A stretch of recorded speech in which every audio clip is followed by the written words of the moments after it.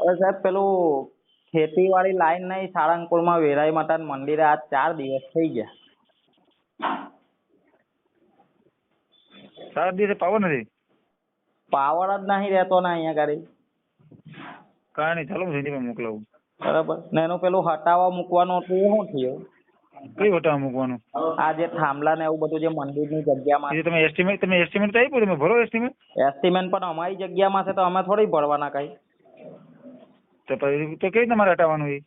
એ તો હટાવવું પડે. હવે અમને અત્યારે નડતરરૂપ છે તો હટાવવું પડે. તમે તો મન ફાવે આ તમે બધા થાંભલા ઉભા કરી જાઓ. અરે ભાઈ એવું મન ફાવે નહીં હો ભાઈ. જો ઈ જે થાંભલા ઉભા કર્યા ને હા. એ લાંબા ગાળા હતા, એમાં થાંભલા ઉભા કરેલા લાઈન ની વચ્ચે, બરોબર? માલિક બાકી મન પર નથી ઉભા કરેલા ગમે ત્યાં. આ તમારે તો નો ભાઈ એમ નહીં, તો તમે સારું ઉભા લો, ગ્રાહકો અહીંયા આવી જાય ઓફિસે કે મારા ખેતરમાં તમે થાંભલા ઉભા કરી ગયા એમ. હા તો પણ તે તમારે ત્યારે પૂછવું હતું ને ઉભા કરવા આવ્યા તારે. તમે ગમે એમ કરીને ઉભા થઈ જાઓ. અત્યારે વર્ષ પહેલા બી ઉભા કર્યા છે બરાબર. તમે મન ફાવે એમ બધું રોપી દેવ થોડી ચાલે.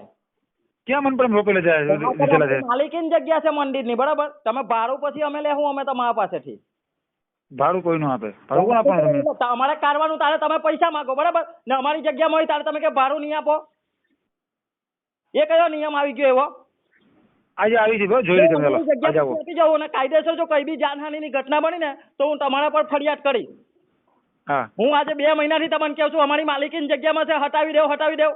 તમે પૈસા તમને estimate આપ્યું ને? એવું થોડી ચાલે કઈ. તો તમે એસ્ટિમેટ આપ્યું ને, એસ્ટિમેટ ભરી દેવાનું, બરોબર? કશું નહીં ભરાય બરાબર. તમારા આ જગ્યામાંથી હટાવવાનું છે અમારી